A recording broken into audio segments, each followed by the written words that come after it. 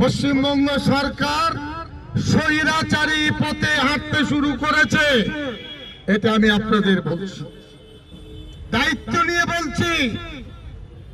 কণ্ঠরোধ করা যাবে না, গণতন্ত্রকে হত্যা করা যাবে না, ভারতের সংবিধানকে কলুষিত করা যাবে না, এটা অত্যন্ত পরিষ্কার। আমাদের চিনতে পারেন না পারেন এটা আমাদের কিছু নয়, আমরা সময় বলবো আমরা কে এবং কারা। সময় বলবে, সময় বলবে আমরা কে এবং কারা। আমাদের ছাত্রছাত্রীর সমস্যা, মা বোনের সমস্যা, এডুকেশনের সমস্যা, একইভাবে উপার্জনের সমস্যা, সব জড়িয়ে আছে। এর নিষ্পত্তি হতে হবে।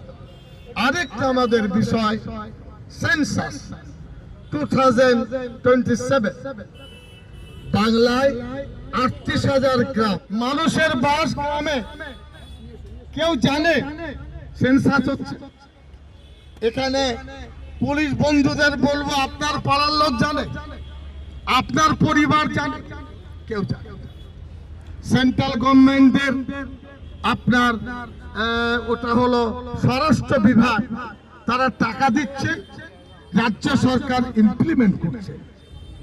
আমরা কাগজ ছেপেছি ফ্রি অফ কস্ট। আমি গিয়েছিলাম গণনা অফিসে, তারা বললেন আপনারা ছাপতে পারেন। 13 দফা প্রশ্ন পূরণ করতে হবে, আগে থেকে ঠিক করে নেয়। এবং আমরা সময় চেয়েছি আগস্ট, সেপ্টেম্বর, অক্টোবর, নভেম্বর, পুজোর কটা দিন বাদ, বড় পুজো, 4 মাস সময় চাই, না হলে আবার দিতে হবে। এটা আমাদের দাবি। এই দাবিকে সামনে রেখে আমরা আজকের এই অভিযান, আজকের এই মিছিলকে বলবো ফাঁকা ফাঁকা হয়ে যাবে। সামনে আমরা থাকবো, স্টেট কমিটি যারা আছেন গাড়িতে, আইনজীবী বন্ধুরা এসছেন তারা থাকবেন। এরপরে মিছিল শিয়ালদা হয়ে আমরা জায়গায় পৌঁছাবো মৌলালিতে। ওখানে আমাদের কর্মীরা আছেন, কোন জায়গায় তারা আমাদের শেষ পয়েন্ট দেবেন আমি সেটা জানি না।